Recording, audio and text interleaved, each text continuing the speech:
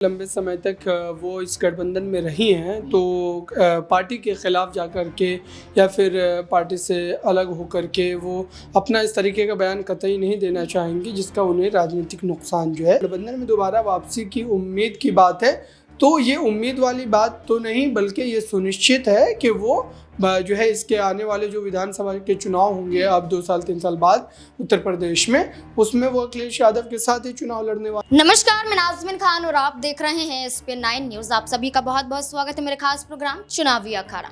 उत्तर प्रदेश की बात करें तो उत्तर प्रदेश में कई दल अपनी किस्मत आजमाते हुए नजर आ रहे हैं, लेकिन कई दल इंडिया अलायंस से भी जुड़े हुए थे, लेकिन अपनी नाराजगी जाहिर करते हुए वो पल्ला झाड़ते हुए भी नजर आए। जैसे कि अपना दल कमेरावादी प्रमुख पल्लवी पटेल का जिक्र करें, समाजवादी पार्टी का हिस्सा थी, गठजोड़ में थी, लेकिन अब सीटों की मांग के साथ साथ समाजवादी पार्टी से भी किनारा करती हुई नजर आई।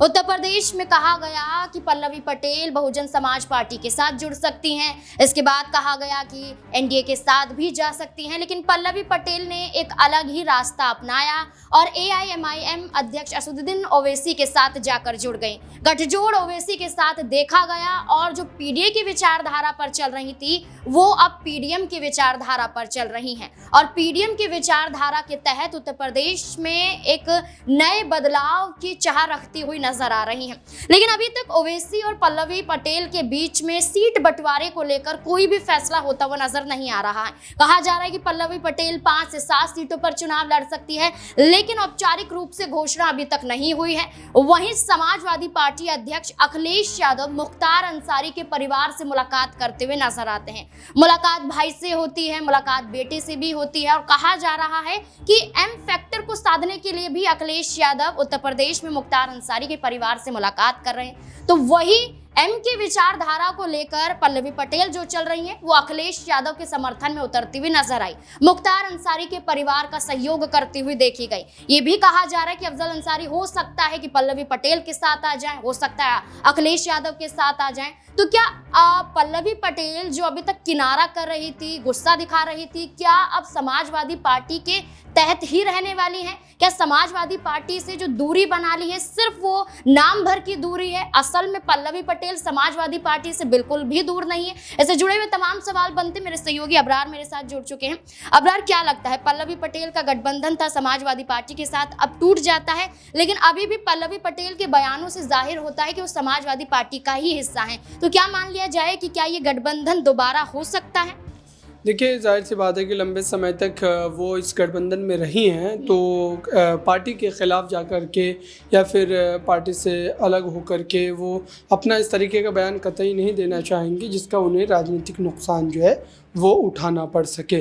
सवाल ये है कि अगर पल्लवी पटेल ने अपना गठबंधन अलग कर भी लिया है, उसके बावजूद भी राजनीति तो उसी विचारधारा की है, उन्होंने नाम तक अपना जो है नहीं बदला है, सिर्फ एक शब्द बदले हैं, तो जाहिर सी बात है कि ये कहीं ना कहीं एक नाराज़गी के तहत उन्होंने किया, क्योंकि उत्तर प्रदेश में लगातार उनकी कोशिश रही कि इंडिया गठबंधन के साथ वो चुनाव में उतरे, लेकिन अखिलेश यादव की हठधर्मी कहिए या फिर ज़्यादा लालच के उन्होंने उनको सीटें देने से इनकार कर दिया। अब ऐसे में जहाँ तक पल्लवी पटेल की गठबंधन में दोबारा वापसी की उम्मीद की बात है, तो ये उम्मीद वाली बात तो नहीं बल्कि ये सुनिश्चित है कि वो जो है इसके आने वाले जो विधानसभा के चुनाव होंगे अब 2 साल 3 साल बाद उत्तर प्रदेश में, उसमें वो अखिलेश यादव के साथ ही चुनाव लड़ने वाली है, इसमें कोई दो राय नहीं है। भले ही लोकसभा चुनाव में उन्होंने अपना गठबंधन अलग कर लिया हो। जहाँ तक अखिलेश यादव का जो है मुख्तार अंसारी के घर पर जाना उनके देहांत के बाद, ये बतलाता है कि ये कहीं ना कहीं राजनीति से प्रेरित, आप सोचिए। और इसमें एक बड़ी कड़ी जो है वो ये जुड़ती है कि असदुद्दीन ओवैसी जो कि मुख्तार अंसारी के घर पर पहले ही चले जाते हैं उनके निधन के मात्र 2-3-4 दिनों के बाद ही, तो ये उनके लिए एक राजनीतिक मजबूरी बन गई कि उन्हें भी जाना ही पड़ेगा, वरना वो नहीं जाते। और ये लिख करके लीजिए आप कि वो नहीं जाते, क्योंकि इस तरीके की घटना कई जगहों पर घटी है। और अगर अखिलेश यादव इस पूरे मामले पर इतने ज़्यादा जो संजीदा हैं, इतने ज़्यादा संवेदनशील हैं, 2005 से जब वो लगातार जेल में थे तो उन्होंने उनके बचाव के लिए क्या किया? कुछ भी नहीं किया। और उससे भी आगे बढ़ करके हम बात करें तो आज़म खान जो कि अब इतने लंबे समय से जेल में हैं, उनके लिए वो क्या कर रहे हैं। तो ये मौका परस्ती की राजनीति अखिलेश यादव ने किया है और मुझे लगता है कि इस चुनाव में जो अल्पसंख्यक वोट बैंक है वो कहीं ना कहीं उनसे नाराज़ है और इसका काफ़ी बड़ा नुकसान जो उन्हें झेलने को जो है मिल सकता है। चूँकि जिन जिन सीटों पर, अब देखिए, जहाँ जहाँ मुस्लिम बहुल्य सीटें हैं वहाँ पर भी अखिलेश यादव ने जो है यादव को उम्मीदवार बना दिया है। अब जाहिर सी बात है कि वहाँ पर उनको वोट तो मिलेगा, लेकिन वही अगर कई सीटों की हम बात करें, मुरादाबाद सीट की बात कर लें, एस टी हसन वहाँ से एक पुराने चेहरे हैं, अनुभवी लीडर हैं, उनको टिकट नहीं दिया गया। और जहाँ जहाँ पर मुस्लिम उम्मीदवारों को टिकट दिया भी गया है वहाँ पर यादव उन्हें वोट नहीं करते हैं।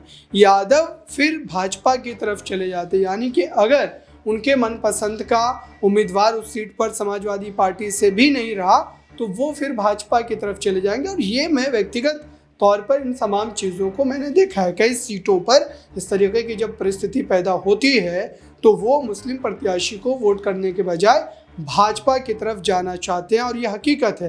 कई सीटों पर आप इसका आकलन जो है आंकड़ों के माध्यम से भी समझ सकते हैं। तो मुझे लगता है कि जो पहले 15, 20, 25, 30 वर्षों पहले जो पीडीए की विचारधारा को लेकर के समाजवादी पार्टी ने अपनी राजनीतिक रोटियों को सेका है और एक फ़ायदा उठाया है, वो इस बार के चुनाव में उन्हें नहीं मिलने वाला है। चूँकि आज़म खान या फिर मुख्तार अंसारी या फिर अन्य कई बड़े चेहरों को लेकर के जो एक नाराज़गी है वो अब भी बनी हुई है। आप सोचिए कि जिस ढंग से वो कई सीटों पर अपने प्रत्याशियों को बदल रहे हैं, चाहे ये मजबूरी में हो या डर करके वो बदल रहे हैं। चूँकि जब उन्होंने फैसला ले लिया, जब प्रत्याशी का ऐलान कर दिया गया है, तब अचानक से यकायक इस पूरे मामले को लेकर के फैसले को बदला जाना साफ तौर पर ये बतलाता है या तो उनको अंदरूनी कोई खबर है कि इस क्षेत्र में जो है इस प्रत्याशी के खिलाफ हवा चल रही है या फिर ये प्रत्याशी नहीं जीत सकता है। तो ये सारे ऐसे फैक्टर हैं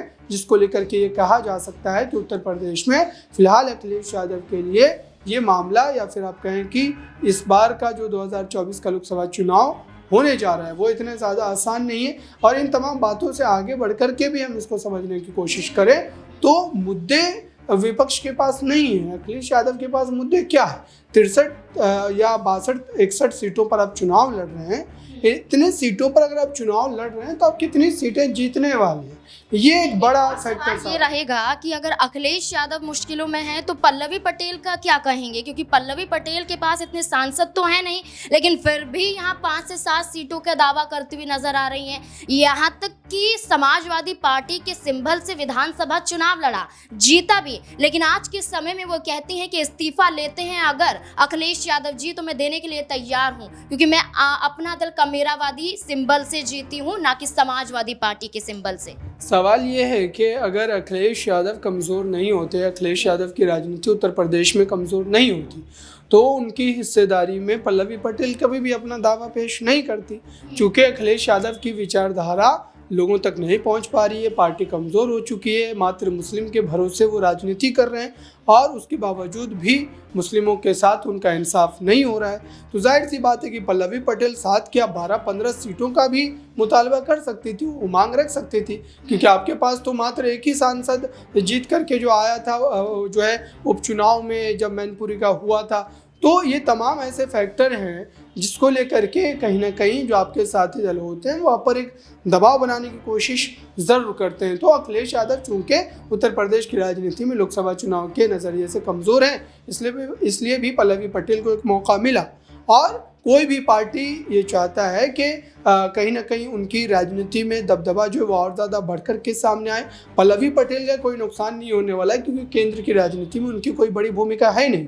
नुकसान अखिलेश यादव का होगा, क्योंकि कई सीटों पर पटेल समाज जो है वो निर्णायक भूमिका में है और उनके वोट से सीधे तौर पर मामला जो है कहीं ना कहीं इंडिया गठबंधन के प्रत्याशियों के खिलाफ सीधे तौर पर जाता हुआ दिखाए। जी बिल्कुल, अब यही देखना होगा। सवाल वही बन जाता है जो सवाल उठता हुआ नजर आ रहा था कि पल्लवी पटेल के दावे तो बहुत हैं, लेकिन आखिरकार क्या जो ओवैसी के साथ आई हैं, तो क्या ओवैसी और पल्लवी पटेल उत्तर प्रदेश में समाजवादी पार्टी से दूर रहकर जीत हासिल कर पाएंगे, या फिर समाजवादी पार्टी का हिस्सा बनने के लिए पल्लवी पटेल दोबारा से मजबूर हो जाएगी? इस मुद्दे को लेकर आपकी क्या राय है? कमेंट सेक्शन में जरूर बताएं। देखते रहें SPN9 न्यूज़। धन्यवाद।